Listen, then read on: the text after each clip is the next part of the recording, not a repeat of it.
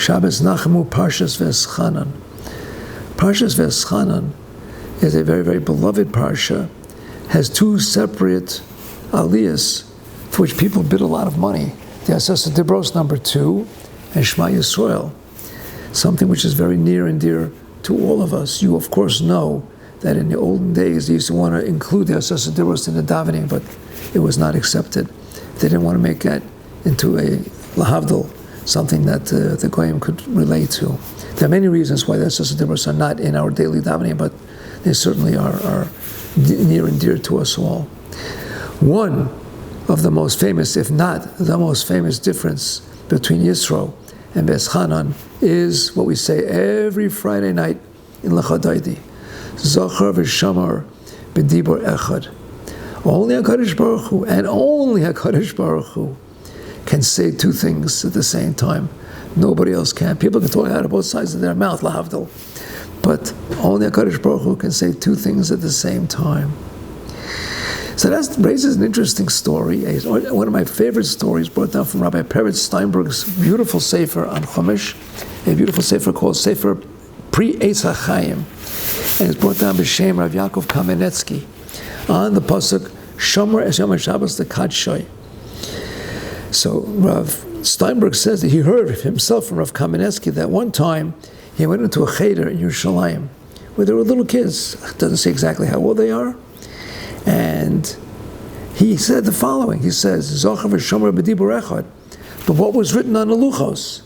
What was written on the luchos? All the little kindlech raised their hands, and he went through the whole room. Zachar, Zachar, Zachar, Zachar, Zachar, Zachar, Zachar, Zachar, Zachar, Zachar, Zachar, Zachar, the entire class. And he says, and that's what you see in every shul, on whatever they have as a depiction of the Asasa Dibros over there on Kodesh, Zachar Yom HaShabbos L'Kadshay. One little fellow in the back said, Shamar. So he asked him very simply, how do you know that? Minayin l'chazeh, how do you know that?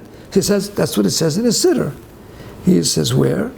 Yismach Moshe b'matnas chelkoi ki even ne'eman karos aloi. U'shnei l'chois avon hori b'yado v'chosav b'hem shmira Shabbos. That the luchos had to be written on it, not had to be, was written on it, Shmira Shabbos, not Zechira Shabbos. Rabbi Yaakov said, this is going to grow up to be a big Talmid Chacham. What are we saying when we say Zachar and Shomer? What is the message? What is the concept? What are we trying to learn from this? Anything that is precious to us has to be guarded. We constantly think of those things that are precious to us, not our possessions, and not our gashmias, but our ruchnias, our family, our Torah kindlech, our spouses, our parents. Baruch Hashem. We should have the zchus to see them for many years, many, many years. And my parents, Aleichem Shalom. These are the precious things, our mitzvahs, our Torah.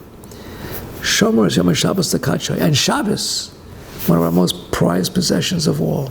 We have to guard it, we have to keep it, we have to take care of it, we have to watch and look for better and newer ways and better ways to watch and be more careful with Shabbos. The more that we learn Hilchos Shabbos, the more we learn what we should be doing. Like just a tiny example.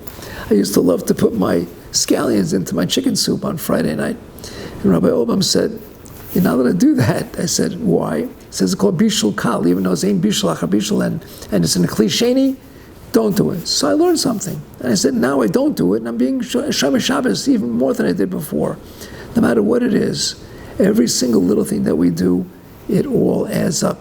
The things that we think are little over here are very big up there. And some of the things that the world thinks are big down here are nothing up there, as we well know.